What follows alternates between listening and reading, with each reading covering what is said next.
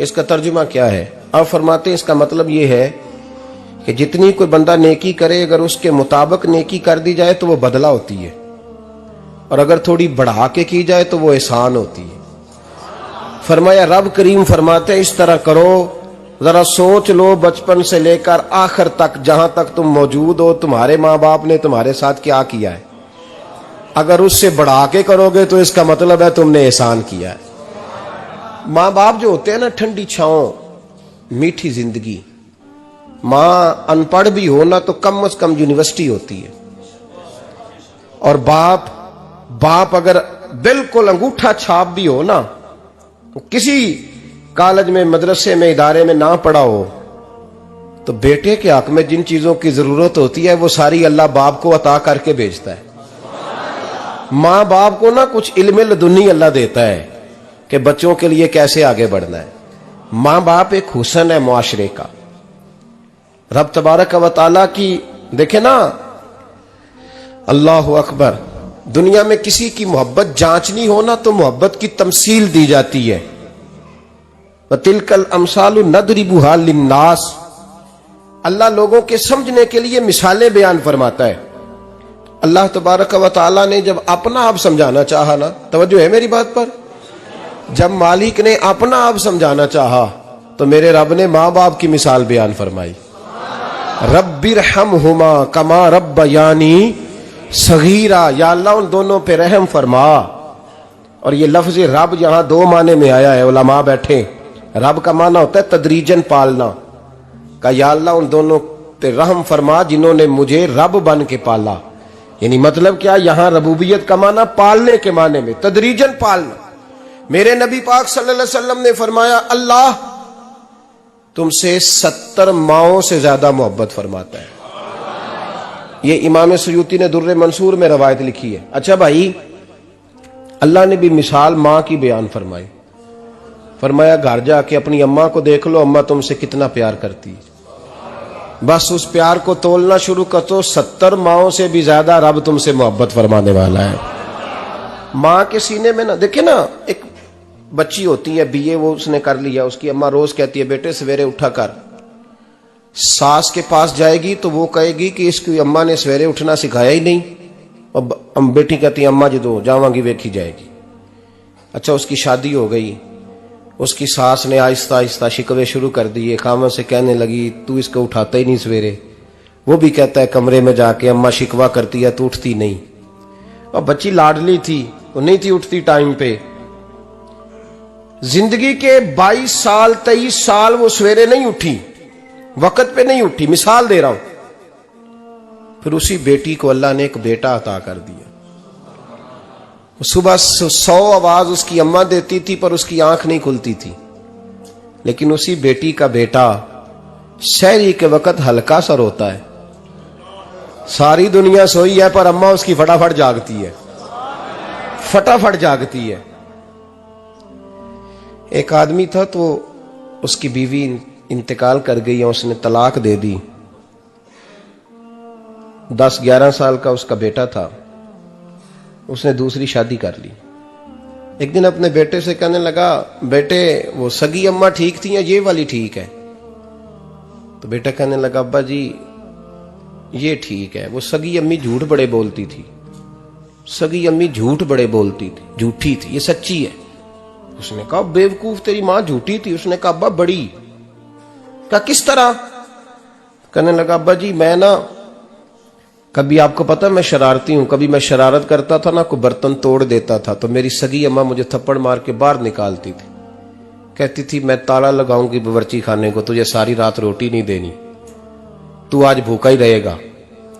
बिल्कुल नहीं देना, सारी रात नहीं देना। बड़े दावे करती थी, कस्में उठाती थी, पर बड़ी झूठी थी। आधा घंटा भी नहीं गुजरता था तो गलियों में मुझे ढूंढने लग जाती थी, ढूंढ के लाती थी, ढूंढ के, और ला के ना तो गलती मेरी होती थी, रोना मेरी अम्मा शुरू कर देती थी। वे ओए मैनू ना सताया कर वे पुत्रा। फिर मेरी मर्जी का खाना मुझे पका के देती थी, मेरी मर्जी का।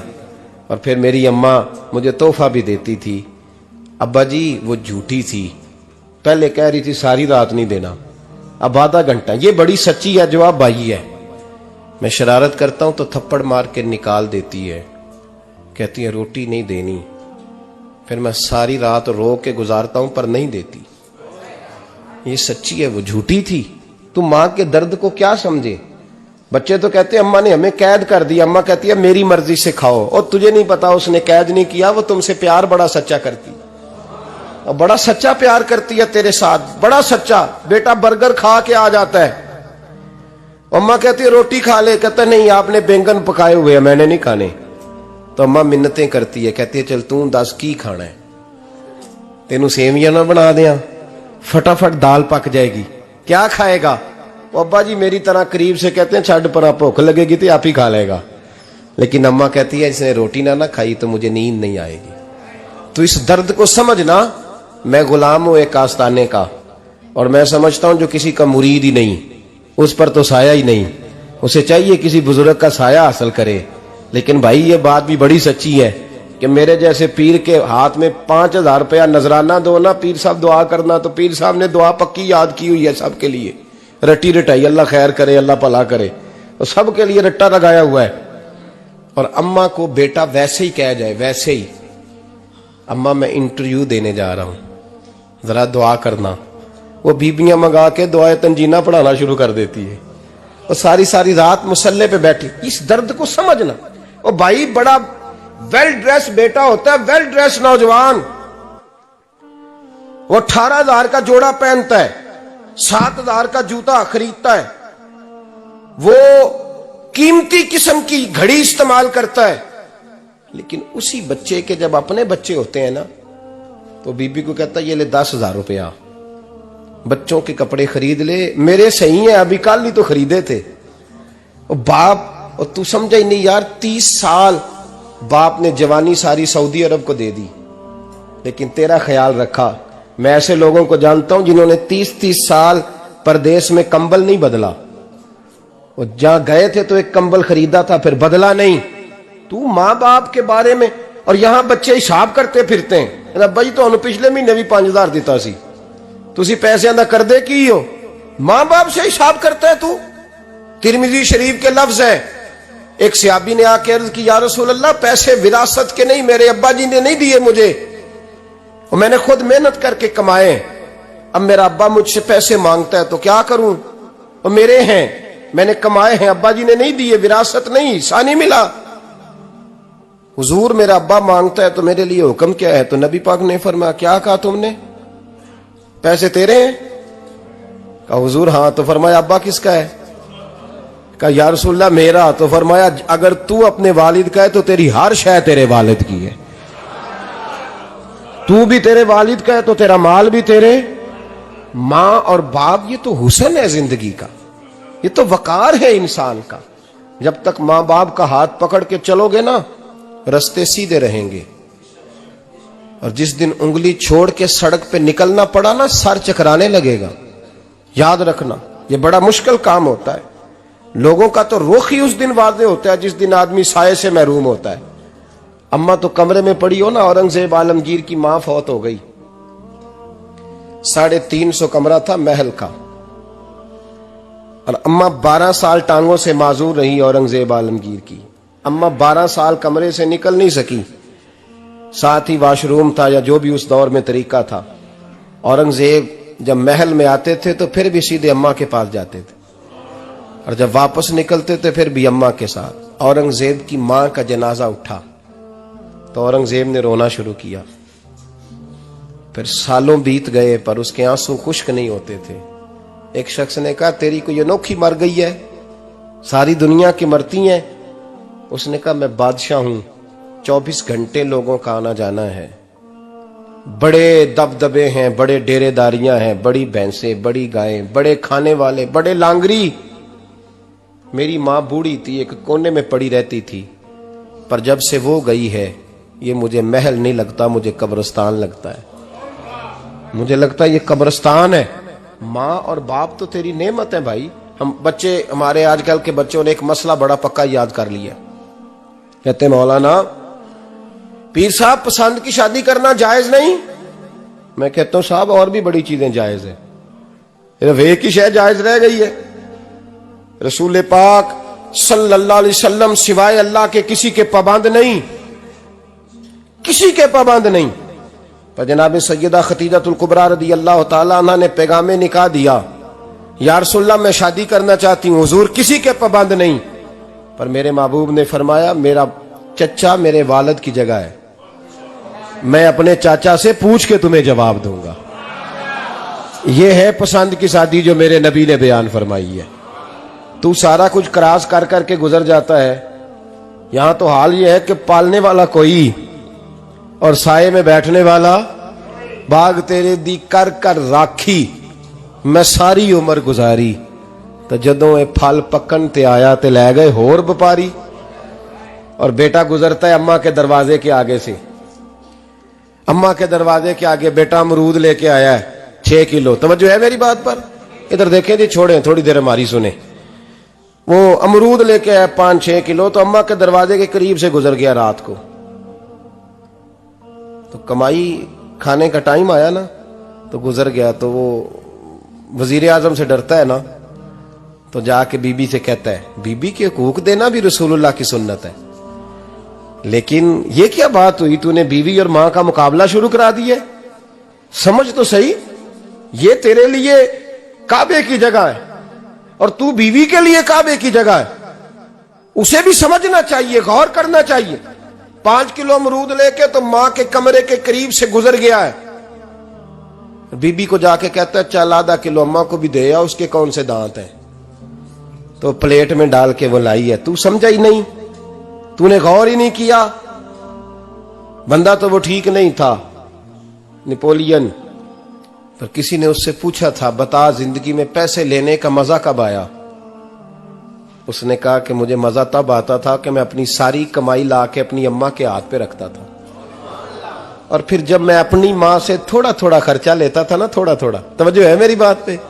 अम्मा जी 10 रुपए दे आज, कहते जब मैं थोड़ा थोड़ा खर्चा लेता था ना, तो मुझे यूं लगता था जैसे मैं बादशाह वक्त के सामने खड़ा हूं और वो खजाने का मुंह खोल खोल के मुझे देता जा रहा है। तू इस जायके को समझ तो सही भाई, तू इसको समझ तो सही भाई। याद रखें और गौर करें, मां और बाप। और फिर ये भी सुन लें, नबी पाक सल्लल्लाहु ताला अलैहि वसल्लम ने मां बाप के लिए फरमाया हुमा जन्नतुका व नारुक, यही तेरी जन्नत है और यही तेरे लिए जहन्नम है। अगर ये राजी हो गए तो तेरे लिए जन्नत है, नाराज हो गए तो चाहे तू एक 100 पीर के मजार पे हाजिरी दे आ, लेकिन जब तक अब्बा राजी नहीं उतनी देर तक अल्लाह राजी। ये हदीस पाक है, हुजूर ने फरमाया जिसके वालिद राजी उसका अल्लाह राजी, और जिसका बाप नाराज उसका अल्लाह। हाँ बेशक, अब ये हदीस है ना, तो सारे वली एक तरफ बैठ जाएं, कहें या अल्लाह बख्श दे मुरीद को। लेकिन अगर अब्बा कहे या अल्लाह ना माफ करना, तो अल्लाह उन औलिया की नहीं मानता, वालिद की मानता है। इसलिए बुल्ले शाह आसमानी उड्डियां पढ़ना है, जेड़ा घर बैठा उन्होंने पढ़िया ही नहीं। भाई याद रखो, मां बाप से प्यार करो, इनकी खिदमत करो, इनके पास बैठा करो, और मां बाप को टाइम दें, वक्त दें, चंद घड़ियां उनके पास बैठें। आप यकीन करें, अब्बा जी से आप मशवरा कर ले, सिर्फ मशवरा, मर्जी बेशक अपनी करें, लेकिन उस मशवरे में आपको इतना साया मिलेगा कि जिंदगी में कभी नाकामी नहीं होगी। पर असी सज्जन दी मननी, अब्बे दी नहीं मननी। तो फटे पे जो नलायक हमारी तरह का बैठा है उससे मशवरा लेना है, वालिद से नहीं लेना। बाप के पास बैठे, उससे मशवरा लें। मेरे अब्बा जी किसान थे। मैंने अपनी जिंदगी में ढेरों चीजें अपने बाप से सीखी हैं, दर्जनों चीजें सीखी हैं। मेरे वालिद बड़े खुददार थे, मिजाज में अजीब सी खुददारी थी। कोई बंदा कभी हाल पूछ लेता था ना कि हालात किस तरह के हैं, तो फरमाते थे भाई अगर बताना हुआ तो अपने अल्लाह को बताऊंगा।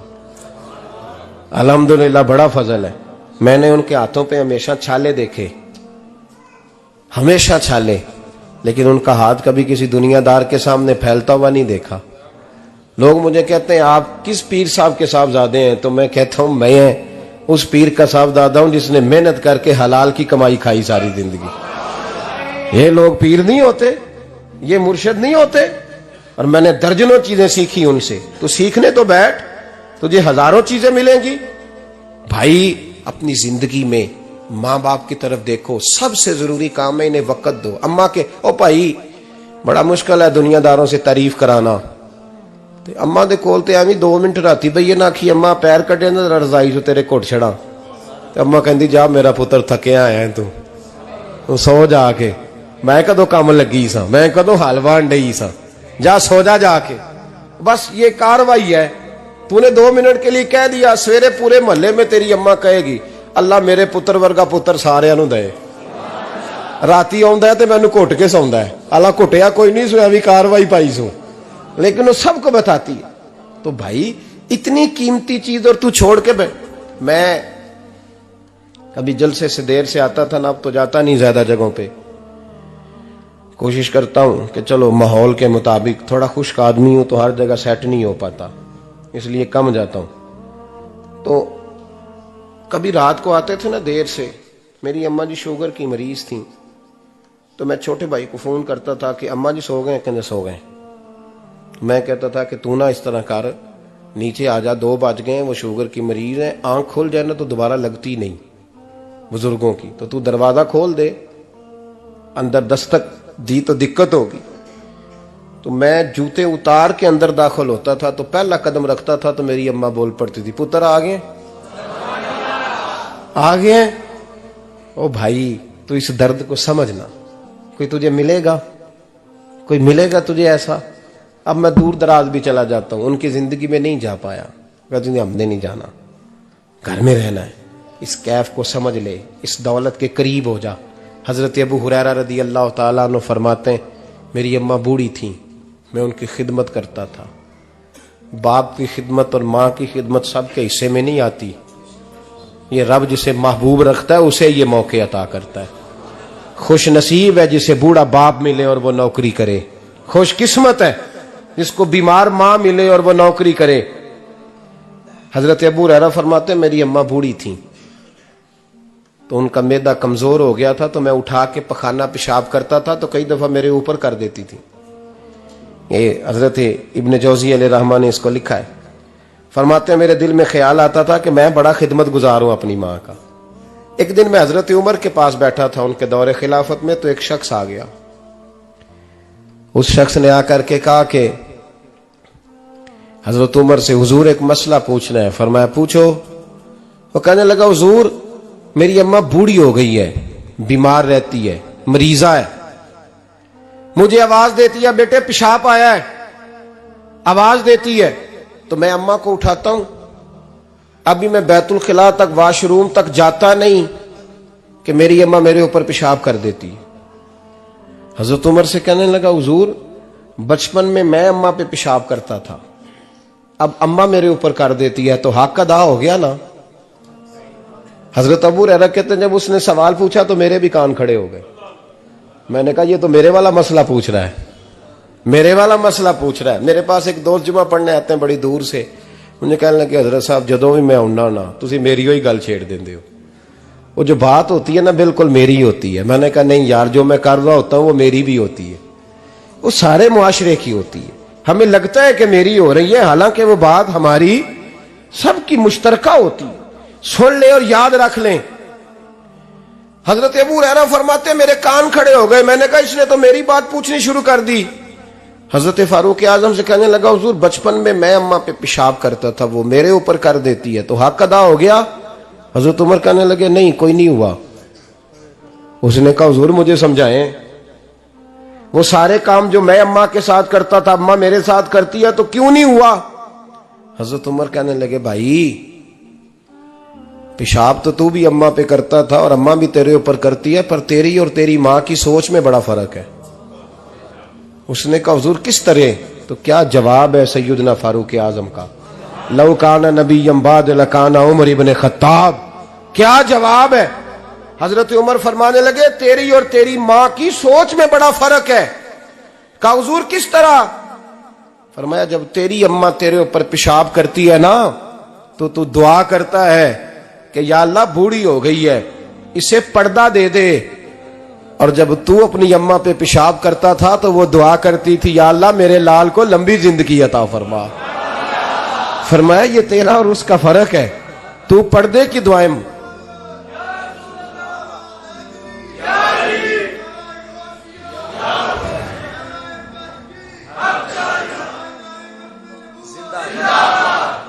सुने अजीजों, कहा जब तेरी और तेरी मां की सोच में, और नबी पाक सल्लल्लाहु अलैहि वसल्लम ने फरमाया है जितने भी गुनाह इंसान करता है ना, अल्लाह करीम सजा को रोक देता है, कयामत में सजा देगा। और जो माँ बाप का नाफरमान है ना, उसको दुनिया में भी सजा मिलेगी। जो माँ बाप का नाफरमान है उसे दुनिया में भी, आप यकीन करें, बच्चे थोड़ा सा पड़ जाते हैं बेचारे, तो माँ बाप से कहते हैं अब्बा जी तुसी पुराने दौर दे हो, तो की पता होवे, और तुझे पता ही नहीं भाई, तुझे खबर ही नहीं, ये पुराने दौर के नहीं, तू बेवकूफों के दौर का है, तू समझ ये कोई तालीम है। अकबर अलाहाबादी ने कहा था हम ऐसी लाखों किताबें काबिले जब्ती समझते हैं, जब्त करने को दिल करता है, हम ऐसी लाखों किताबें काबिले जब्ती समझते हैं जिनको पढ़ के बेटे बाप को खबती समझते हैं। बात है करने वाली, मां और बाप इतना बड़ा दर्जा है। और भाई सुन लो और इस बात को याद रखना, दुनिया में सियाबी होने से बड़ी विलायत कोई नहीं। सारे वली गौस कुतुब अब्दाल मिलके भी सियाबी के कदमों की खाक तक को नहीं पहुंच सकते, लेकिन हजरत अवैसे करनी सियाबी नहीं बन सके सिर्फ अपनी अम्मा की वजह से, पीछे रहे। महबूब ने फरमाया तू वहां रह के मां की नौकरी कर, तेरा नबी तुझसे राजी है।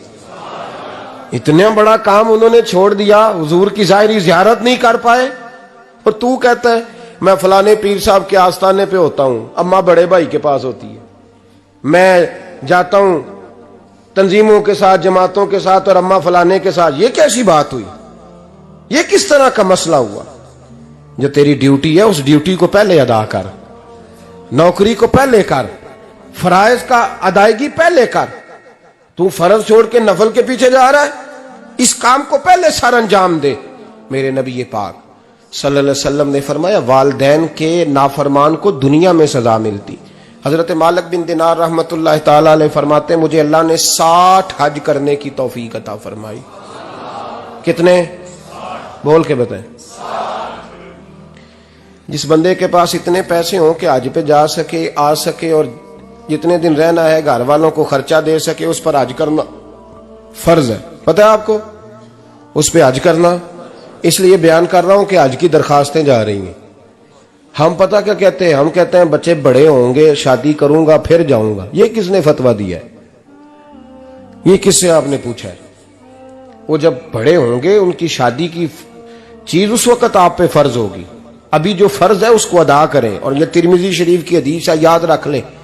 नबी पाक सल्लल्लाहु अलैहि वसल्लम ने फरमाया जिस पर हज फर्ज था उसने किया नहीं, बगैर हज किए मर गया, या यहूदी होके मरेगा या ईसाई होके मरेगा। इतना बड़ा हुक्म है हज के हवाले से, लेकिन लोग इंतजार करते रहते हैं पता नहीं किस चीज का। जब आपको अल्लाह मौका दे, हिम्मत दे, तो पहली फुर्सत में ये फरीजा अदा करें, ये जरूरी काम है। हजरत मालिक बिन दिनार फरमाते मैंने 60 हज किए। एक हज के मौके पर मैंने बड़ा रश देखा, लाखों का इज्तिमा हुआ। मेरी बातों की समझ तो आ रही है ना आप दोस्तों? जो नहीं बोल रहे उन्हें भी आ रही है ना? अल्लाह जज़ा दे। कहते लाखों का मजमा था, तो मेरे दिल में ख्याल आया, मैंने कहा अल्लाह इतने लोग आए हैं, इनका हज कबूल भी हुआ है कि नहीं?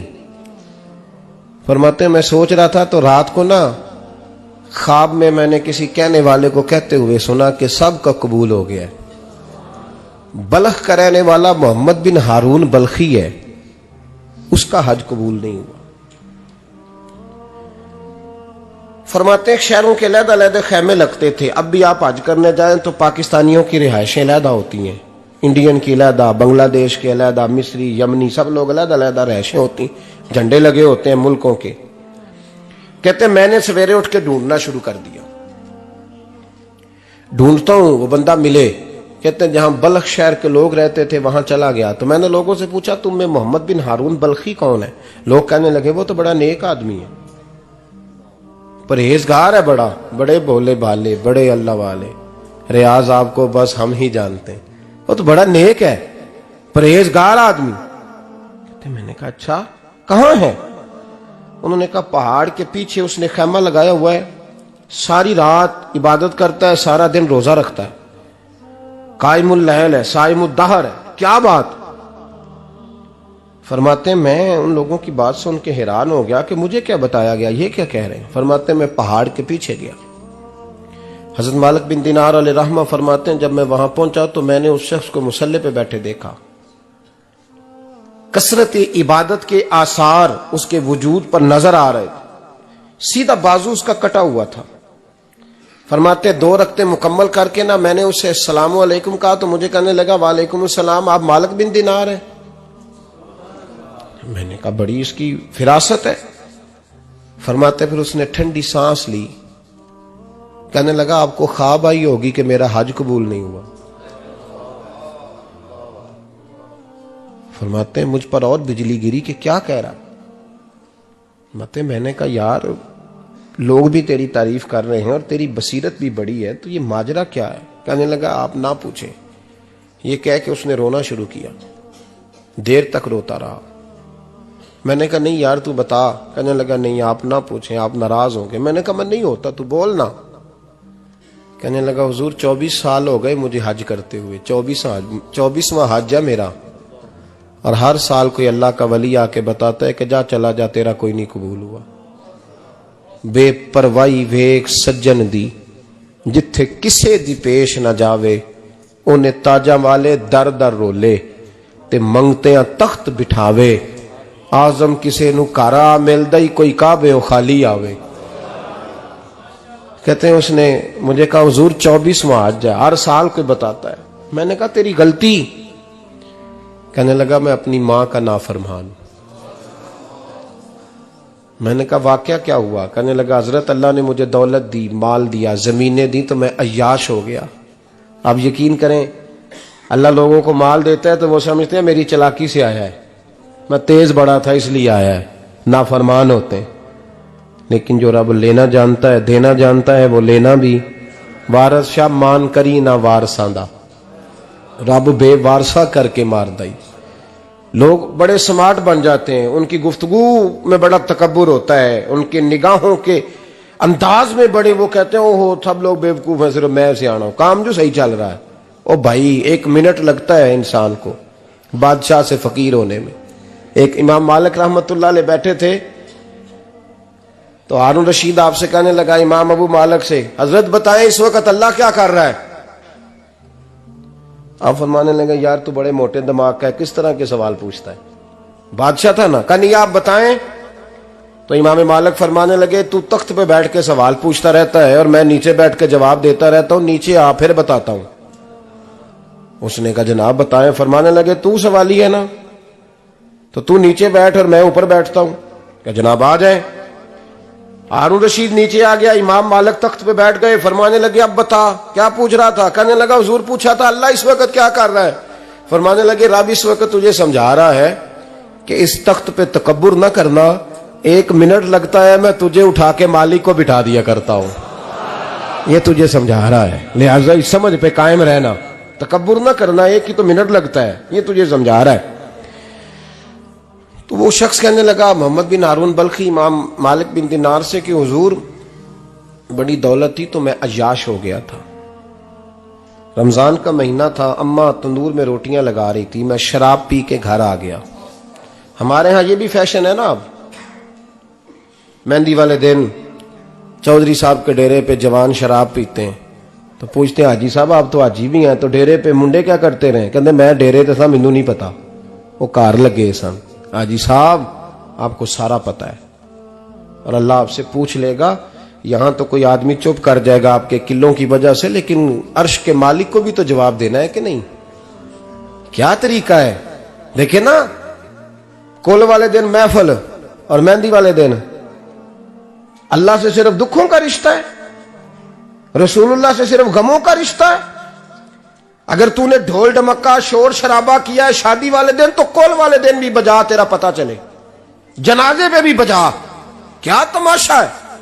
मजहब सिर्फ रस्म है, जरूरत है, कोई मर गया तो कुरान पाक खोल लो, बाकी जो मर्जी करो। हज भी कीती जांदे हो, लहू भी पीती जांदे हो, खो के माल यतीमां दा भेज मसीती जांदे हो, फट दिलां दे सींदे नहीं, टोपियां सीती जांदे हो, नफ्स ते छुरी फेर दे नहीं, बकरे कीती जांदे हो, फर्ज भुलाई बैठे हो, नफला नीति जांदे हो, ओ दसो ते सही बुल्ले नू ए की कुछ कीती जांदे हो, ओ दसो ते सही बुल्ले शाह नू की कुछ कीती जांदे हो। कोई तरीका है? कोल शरीफ पे मौलवी साहब तशरीफ लाइएगा, अब्बा जी के कोल है, तो मैं तो कहता हूं बजा ना बैंड बाजे वाला आज भी, तेरा पता चले कि ये दो काम कैसे होते हैं। तू किस तरह दो कश्तियों का, समझ नहीं आती बात की। मैं तो जाता ही नहीं बैंड बाजे वाली शादी पे, मैं कहता जिनको मर्दी पढ़ा लो ने कहा, हमसे नहीं दो काम होते, अल्लाह रोजी देने वाला है, एक ही करते हैं। दो रंगी छोड़ के यक रंग हो जा, सरासर मोम हो जा या संग हो जा, मौज करो। हम इस चक्कर में पड़ते ही नहीं, हम वो रास्ता ही छोड़ देते हैं जो हमारी तबीयत के मुताबिक नहीं होता, बस खत्म हो गई बात। इसलिए गौर करें और याद रखें इस बात को। इमाम मालिक बिन दिनार रहमतुल्लाह अलैह फरमाते हैं, मुझसे कहने लगा पैसे आए तो मैं अय्याश हो गया। रमजान का महीना था, असर के बाद मेरी अम्मा इफ्तारी की तैयारी कर रही थी, मैं गया, मैंने कहा शराब पी हुई, अम्मा रोटी दे, तो अम्मा कहने लगी शर्म कर, शर्म कर, रोजा रखा नहीं तो जिन्होंने रखा है उनका तो ख्याल कर। कहते अम्मा की बात का मुझे गुस्सा लगा, मैं कहा करता हूं बदनसीब है वो बेटा जिसका बाप उससे बात करते हुए डरता है कि पता नहीं कहां से बोलेगा। बदनसीब नहीं वो बेटा जिसकी मां उससे बात करते हुए सहम जाती है कि पता नहीं कौन सी बोली बोलेगा। बदनसीब नहीं कि मां बाप भी जिससे खोल के बात ना कर सके। हजरत मालिक बिन दिनार से कहने लगा, अम्मा ने जब कहा ना शर्म कर, तो मुझे गुस्सा आया, मैंने मां को थप्पड़ मारा और मेरी मां जलते हुए तंदूर में गिरी। लोगों ने मुझे पकड़ के अंदर बंद कर दिया कमरे में। सारी रात मैं शोर सुनता रहा पर नशे में धुत रहा। सवेरे आंख खुली तो मेरी बीवी बैग बांध रही थी। मैंने कहा कहां जा रही हो? कहने लगी जो मां का नहीं बना मेरा कैसे बनेगा। वो मैंने कहा मेरी अम्मा का, वो तो लोगों ने रात को ही दफन कर दी जनाजा पढ़ के। तड़प के कहने लगा मुझे क्यों नहीं बताया? तो कहते हैं लोग कहने लगे तेरी मरती हुई मां कह गई थी इसे मेरा मुंह ना देखने देना, मेरे जनाजे के करीब ना आए। हजरत मालिक बिन दिनार फरमाते हैं जब उसने ये बात सुनाई तो मैंने भी उसके मुंह पे थप्पड़ मारा। मैंने कहा तू इसी काबिल है। कहते हैं वो रोने लगा, हुजूर दुआ करे अल्लाह मुझसे राजी हो जाए। कहने लगा जब मां की इंतकाल की खबर मिली तो मैंने कुल्हाड़ी लेके वो हाथ काट दिया जिससे मां को मारा था।